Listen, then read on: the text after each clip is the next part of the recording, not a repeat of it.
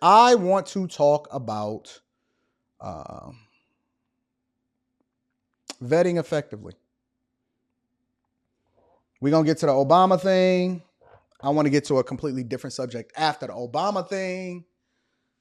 But I dropped a video this morning and I said, in summary, do not talk to a woman. Do not marry a woman. Do not even get caught up. Listen, Linda. Do not even get caught up with a woman that has an egregious amount of student loans. Now, of course, and I see you. Shout out to L Boogie. L Boogie says, shout out to Anton. We chopped it up yesterday and gave me the unfiltered. You know what that means when they say unfiltered. Unfiltered advice regarding finances with a roommate. Fellas, assess the woman that you're aligning with. Watch how they move with money and act accordingly. Gave me the unfiltered advice regarding finances with a roommate. What are we talking about when we say roommate? Hey, shout out to you. I'm not. Shout out to my people, my bag chasers, the people that book a coaching call. Make sure y'all tap in. Link is in the description as well as pinned to the top of the chat to get into Patreon. And then make sure you contact me at AntonDaniels413@gmail.com to get it popping. They're not going to tell you this in church. They're not going to tell you the truth. I'm going to tell you the truth. I'm going to give you that unfiltered talk. Do not find yourself shacking up. Shacking up means that you living with somebody before you get married that have issues and red flags. One of them being that they have student loans. And I'm specifically talking to the guys because we're going to equalize today. And she has student loans, especially if it's an egregious amount. What is an egregious amount? You're going to have to look at your budget, look at your checking, look at your savings. Do not do it. She got 30, 40, 50, 60, 100 bands, 80 bands in student loans. And I'm going to tell you why this is a problem and why you shacking up with her have already messed up your life. Okay? You shacking up with her has created a bond. You got a soul tie. You got a trauma bond. You have this thing with her in which you can't separate the business from the love because you never understood that living with somebody, laying next to them, marrying them, all of that type of stuff, you having a kid with them, busting them down and all of that, that is a business relationship. Everything that I just named is business related. But because we have an emotional connection with somebody, and you told her that you loved her when you was busting her down from the back and she believed you just like baby boy. And because you started living with her, you're unable to detach yourself from the thing that's not best for you. And so what happens with people, and this is why you shouldn't date, is that when they have these conversations and they go on these dates and they start feeling each other and you say, you cute. And you looking at her walk past and she got her BBL popping. And then she gave her a little bit of spray paint to make it look like she got more cleavage than she really did. And she got her bra and it's up like this. So her titties look a little bit perky. Remove that bra and them titties going to fall all the way down, especially if she above the age of 49. I'm going to give it to you real. I'm going to give it to you real. Real talk. And you got caught up with her looks. And then she gave you that gawk 4,000. She went from 3,000 to 4,000. And guess what? You're not even going to get 4,000 again. You might get 3,500. She may give you 3,250. She may even dial it back to 3,000. And then you always chasing 4,000, trying to figure out where did the 4,000 go? How come when she first was doing it and I ain't had no tie to her, she gave me the all the way. And then now she looking at me like I'm crazy when I say, yo, where's that 4,000? You gave me the 4,000 model buy, but no, she giving you the 3,000 model now. And you got that tie to her and you like her. You told her you loved her. You told her you loved her and she believed you and you did love her and she loves you back. But she got a fucked up student loan problem that is now going to become your problem. And you can't see clearly because your post-nut clarity don't work no more because now you're emotionally connected. Can it all come back to the money? Can Anton give you the game of what it means to be Successfully married. They not going to tell you this in church. Your parents not going to tell you this because they so busy living a happy wife, happy life, and he's suffering silently, not coming home every day, always taking a long way home because he tired of having to walk into a war zone every time he come into the house. He can't stand them kids. We don't want to have these conversations. Y'all only want to talk about the good stuff. You so busy focused on what she looked like that you ain't looked at what her student loan debt is. And remember, women are naturally business people. That's why they do better as single women. They're naturally, them being hypergamous means, we're going to get deep today. Them being hypergamous means that they're looking at it subconsciously without even knowing from a business perspective because they're looking for the best available option, which is one of the reasons why women don't say my number one requirement when I'm looking for a man is what he looks like. They say that what he looks like matters, but it's not as important as his provision and protection and whether or not he get into that bag because I'm trying to be a housewife. I'm not trying to pay these liberal student loans that I asked Biden for. I'm trying to get this 10, 20,000 off. And even after I get 10 and 20,000 off, I'm still going to owe 80,000. And I'm fucked up out here. I'm looking for a man to take care of me. This is in the back of their mind. They're not going to communicate it to you. When they go on the date, they're going to say, "Aw," and then they're going to do a prance and they're going to put their little skirt up. And then they're going to do all of the things necessary to be able to rope you in. And then you're going to be responsible for that student loan. But guess what? Guess what they didn't tell you at church? When they were teaching you about he who findeth a wife findeth a good thing, they forgot to include the part about being equally yoked. They forgot that part.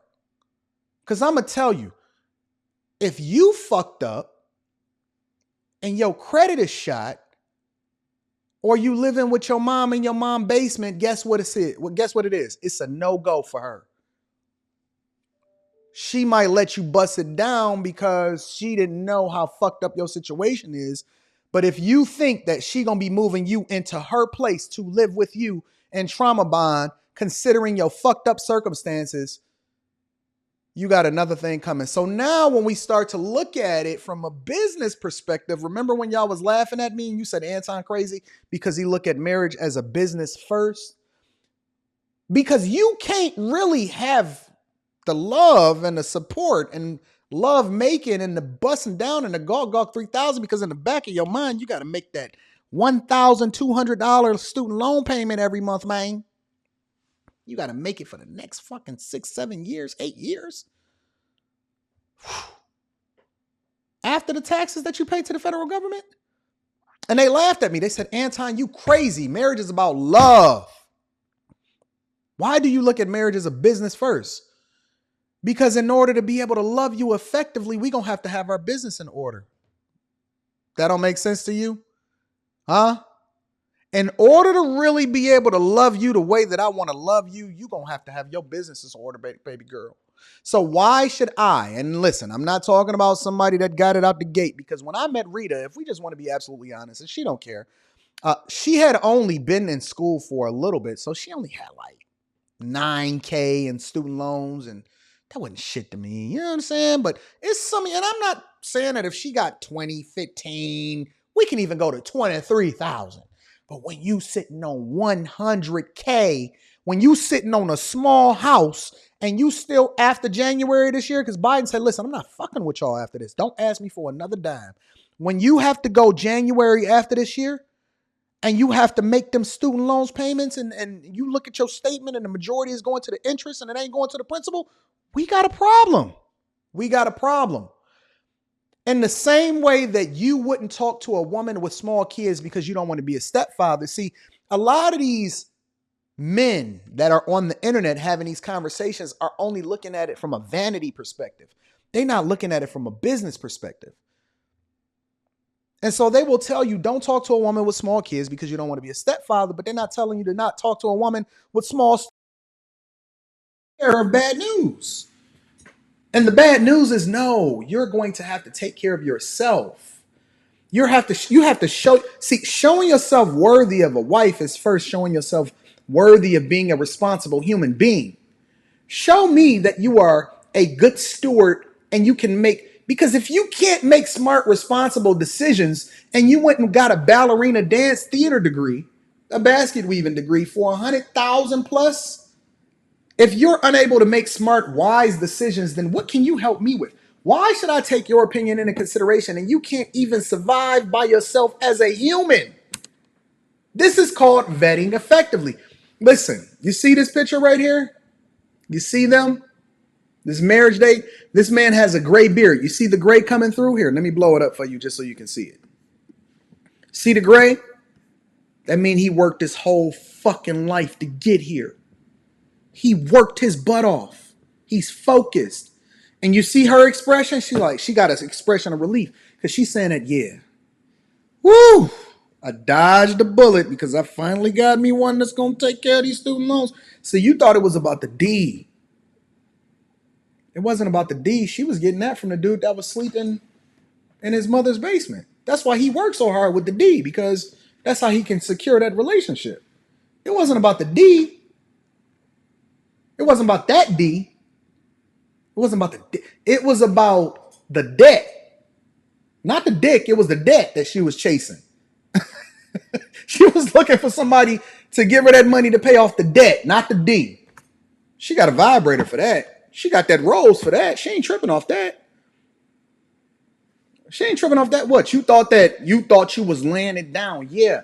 And your job when you bring in home that check every month, she chasing that debt off. She ain't chasing that D. What, you thought that these women was stupid just because she ain't tell you that up front, because she ain't tell you that on the first date? You thought that her vetting you effectively was trying to figure out how big your package was, so you wore gray sweatpants? She cared nothing about them gray sweatpants. She was trying to get her homegirl to get do a LinkedIn check to make sure that you work where you say you work so she can get that D paid off. Y'all looking at the wrong D. You thought you was special. You thought you was special. She said this man is hard working. He got that D. He can pay that debt off. So in conclusion, because I don't want to beat a dead horse, you get it. Here, let me go ahead and reduce this. Sad, sad man. In conclusion, what I'm telling you is stop trauma bonding. And it's a reason, not only because a spiritual reason as to why we tell you do not shack up. We don't want you looking at things with rose-colored glasses and putting yourself in this difficult situation because you didn't look at it from a business first perspective.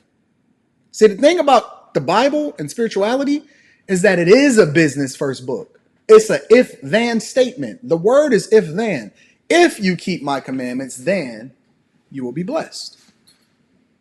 So, baby girl, I need you to take care of yourself and show yourself worthy of being married by becoming a responsible human being and not running in the victim Olympics. And fellas, do not. Because I know a lot of y'all winning. And see, this ain't even for my bag chasing ladies because they different. They're a different breed. These are for the new watchers and the new subscribers. I'm a little different here, so I break it down a little bit differently. Make sure that y'all being smart, y'all being wise, and y'all being effective. All right? Okay, Pumpkin? Okay.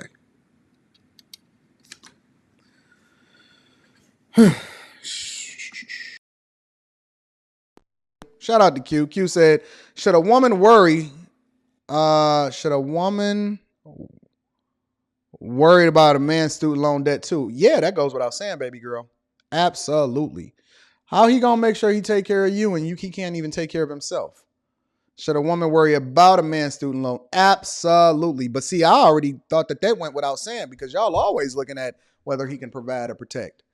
But see, student loan debt is not always bad, and there's always caveats. So I'll give you an example. If somebody went to be a doctor, or she went to be a doctor, or she's a anesthesiologist and she got $300,000 in student loan debt, I wouldn't trip off that because she's still making smart, informed decisions that allow for her to be able to get that bag and pay that off effectively. So add the context. You know what I'm saying? We got to kind of sort of use our common sense in making smart, effective decisions as to how we should or shouldn't align ourselves with certain people. But being equally yoked goes without saying. I'm going to teach y'all the real key.